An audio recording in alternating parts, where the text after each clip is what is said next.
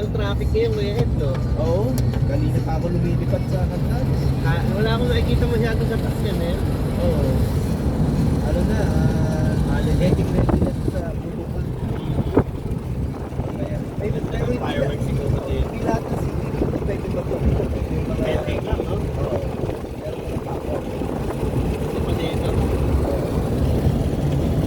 Sa Pilipinas ba, bawal pa rin? Pwede na ba? Pwede na? Gusto mo yung kapatid ko. Oo. Kasi yung kay Duterte, di ba, bawal? Ito dati na. May pinagbawal sila yung isang taon na pinagbawal sila. Oo. Siyempre, marami pa rin patagos sa atin.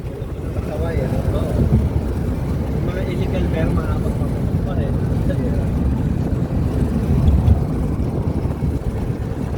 Malapit kasi kami sa Clipwell. Quezon City ako eh. Oo. Eh, lagi may salubong doon eh. Pag nagpaputok, nakikita namin yan.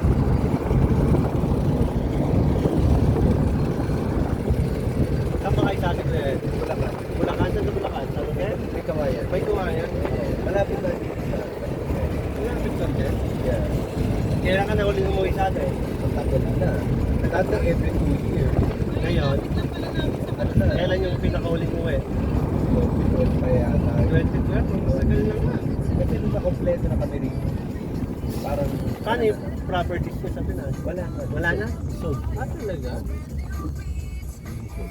Ibig sabihin na ano mo na lahat ng family mo, no? Oo, nandito na kami lahat. Dito na namatay yung father ko sa San Francisco. Pagkamatay niya, yung gusto namin, kinuha yung mother ko sa Delaware. Tatlo kami magkakapatid. Okay naman. Ano naman. At least na-petition mo lahat ng ano mo kuya, ano? Yeah. Ikaw pinakauna na punta dito. Actually, father ko. Father mo. San Francisco, ha? Sa may Bay Area ba yan? Golden Nagkaano State. kayo doon, ha? Nagpo-port kayo doon, di ba? Merong port nung nakaraan doon, Miracle. Oo. Yung Miracle, iniwanan na kami dito. Umalis na nga eh. Oo. After pandemic, nag-Miracle kami dito. Oo. Long Beach. Tapos, pa-sign off na kami nun eh. Oo. 2 weeks na lang, biglang nag-San Francisco. Sabi ko sa